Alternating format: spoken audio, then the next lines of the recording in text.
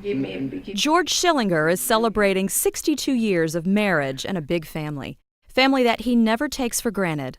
After learning at a young age, life is very fragile. At the beginning, my childhood was very pleasant.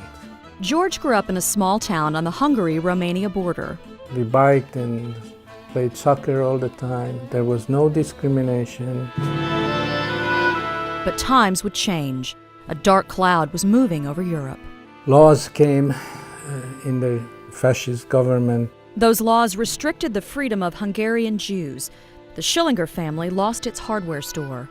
In March 1944, the German troops came even to my town. George and his family were soon forced out of their home and into a Jewish ghetto. One day they said, everybody pack up, get a sack on your back or whatever, and we're moving. And they took us to another, at the railroad station, and put us in boxcars. Many in George's extended family were sent to Auschwitz, where they died at the hands of the Nazis. But fate had different plans for George Schillinger. He and his parents were bound for the Bergen-Belsen concentration camp in a move Schillinger says ironically saved their lives. It was the summer of 1944, and unexpected help was on its way. Invasion Day on the English Channel. Frank Towers landed on the French coast 2 weeks after the famous D-Day invasion. The 27-year-old from Vermont and his 30th Infantry Division cut through France and fought in the Battle of the Bulge. Next, Germany. And a lingering concern. We hear about these concentration camps, we hear about the torture of the Jews, but we don't see any of this. Any doubt would soon be dramatically cast aside near the village of Farsleben. Here before us was a train which 6 days earlier had left Bergen-Belsen loaded with about 2,500 Jews. Some of our men went forward and started opening up the freight cars. This was freedom for the Jews. Freedom for George Schillinger. The Americans came and they opened up the boxcar doors, and we were falling out actually.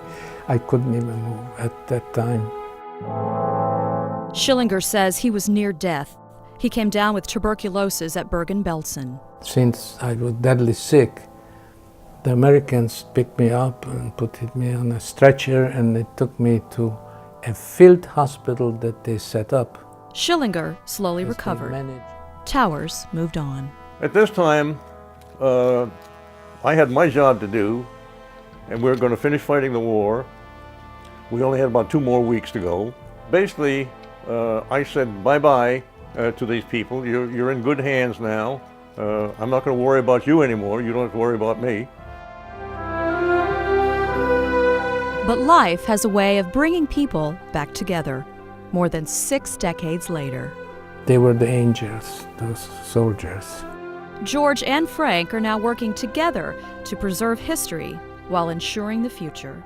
My survival resulted in 3 sons, in the grandchildren. I had 5 grandchildren, and in the future, their children and their grandchildren.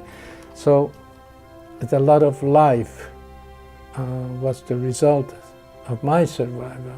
Survival, he credits to an old friend. Christine Eschenfelder, GTN News.